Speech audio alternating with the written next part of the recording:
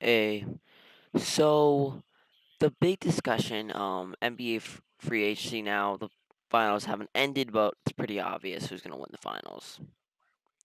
Anyway, one of the biggest questions, and there's multiple stars that are gonna be in free agency. There's Gordon Hayward, Kyle Lowry, and among all those stars, there's Chris Paul, the quiet, not so quiet, dominant point guard. Still a top 5 point guard in the league, even at his age. I mean, you can tell he's sort of starting to decline, but still, Chris Paul is one of the best point guards in the game. But past talking about all of what Chris Paul does, you know, past his skill, here's what I think will happen. There's now when I was thinking of it, there's not really many places that Chris Paul would fit in with. Mostly because he has a certain brand of basketball that he likes. He loves to pass. I mean, he's probably, in my opinion, he's a John Stockton of our era. And he's actually really his career is panning out just like John Stockton's, making the playoffs every year, but continuously losing. And uh, the first team I thought of him, Spurs. And turns out my thoughts are very, very true. There's multiple rumors. Those are just rumors. What are they worth? But Chris Paul on the Spurs would be a very, very good, very good matchup together. A very good match. Um, so the three options Chris Paul has is either, or there's not just three options, but the three probable options. There is a Chris Paul um goes in, or there's two options. He goes into free agency. There's gonna be teams that are gonna throw a lot of money at him, and then he can just win those teams. Choice B is that he goes to a contending team where he can win a championship. And choice C is just stay with the Clippers. They're offering you a $200 million contract. Staying with the Clippers will not hurt you. I mean, you probably won't win a championship, but if you're getting 200 million a year, you got to think that you want to stay for that 200 mil. But when you're thinking of going to a team that you can contend on, there's not many choices because a lot of those teams they have solidified point guards. The Warriors have Curry. The Rockets have not a solidified, but we can basically count James Harden as point guard. The Cavs got Kyrie. The Celtics have Isaiah Thomas. The Raptors potentially have Kyle Lowry. The Wizards got John Wall. The Thunder got Westbrook. And the Clippers have been one of those, I guess, kind of contending teams, but not really contending.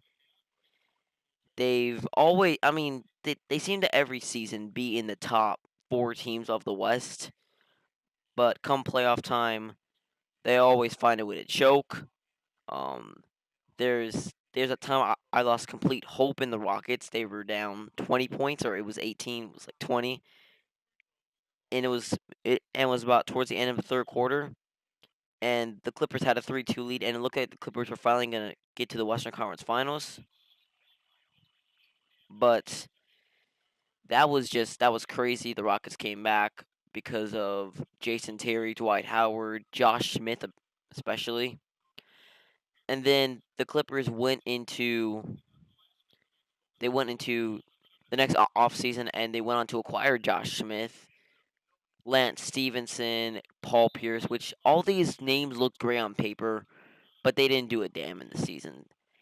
Instead, the Clippers actually were worse than what people predicted. They finished with the 4th seed, and the basketball gods literally took a piss on them.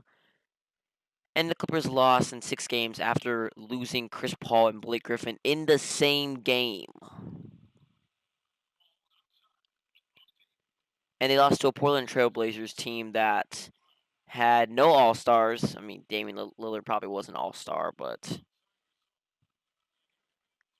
that that Blazers team only had Damian Lillard, C.J. McCollum. I mean, Mason Plumlee was pretty good that series, but that was it, and they lost to that. And this season, I mean, nobody was really talking about them. There wasn't really any notable offseason moves, and this was supposedly it was going to be the last. This could be the last year of Lob City, so they were going to come out. And early on in the season, they had the top seed through about the first month, and they fell apart after that. They lost Chris Paul for a significant time. They lost Blake Griffin for a significant time as well. But they fought through it. DeAndre Jordan had a hell of a season. He had his first All Star appearance. Uh, JJ Redick had himself a good season too. And the Clippers, personally, I think this season was actually very good for the Clippers. They finished with the 4th seed, which there was a point in the season when I would have laughed if they would have even gotten the 6th seed, because the West was just, it seemed so locked who had what position. And the Clippers, they went on a run towards the end of the season, and coming to playoffs, it looked like they were going to carry that out, or and the goal was just to win one series, and that did not go well. They lost in 7 games, still very recent in our memories. Their 7 game series loss to the Utah Jazz. That series was just game one was a heartbreak for all Clippers fans.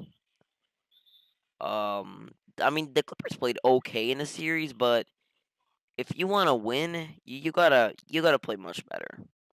And but they proved this. Game 6, they came out, they did what they needed to do. Game 7, they completely they just weren't good. And it's the off season. They could lose both Blake Griffin, which is someone I will talk about later in another video. But this season is, I think that Chris Paul will end up on the Spurs. Now, there's talk about him going back to the Pelicans, but we all know that's not going to happen. The Pelicans have they already have they have plenty of guys. They got Tyreek Evans still, or not Tyreek Evans. Sorry, not Tyreek Evans. They got Drew Holiday, who I think is actually showing glimpses of his former All Star self. But yeah, I think that the Chris Paul, he's gonna be a Spur, and I think this will be the first time that we can actually say he's gonna be on a team that's a system. I mean, cause with the Clippers, he came to a Clippers team that had no experience, and he gave him that experience. But now he's going to a team that has experience, where where he could potentially end up as. And I mean, he's gonna be a number 2 option behind Kawhi. And Tony Parker, I mean, this is also great because Tony Parker now gives Tony a chance, because he tore his left quad. His career is probably going to be over very soon. Manu Ginobili's probably not even going to be on the team next season. And LaMarcus Aldridge, Pau Gasol, those guys, they'll be there here for a while. But the Spurs, last couple of years has been kind of just a revamping, I guess, and slowly getting rid of the old Spurs. And this move will continue that trend. But one notable note, I think that the Spurs in this offseason will lose Patty Mills.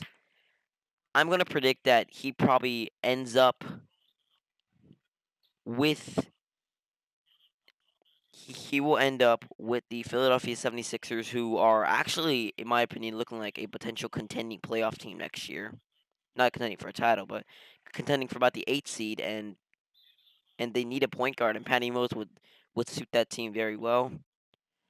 But he's been so great for the Spurs. But yeah, this is the end of Lob City. The Clippers will probably from this point forward be a 500 or below team. and the days of Lob City are over. Thanks for watching this. There will be a lot more, or there will be more. What's gonna happen in the free agency? I'll try to get one out every day. Sorry, I have not put anything out. I've been so busy lately. But yeah, subscribe, like, comment, do whatever the shit you guys do these days, and live yourselves some good lives. Goodbye.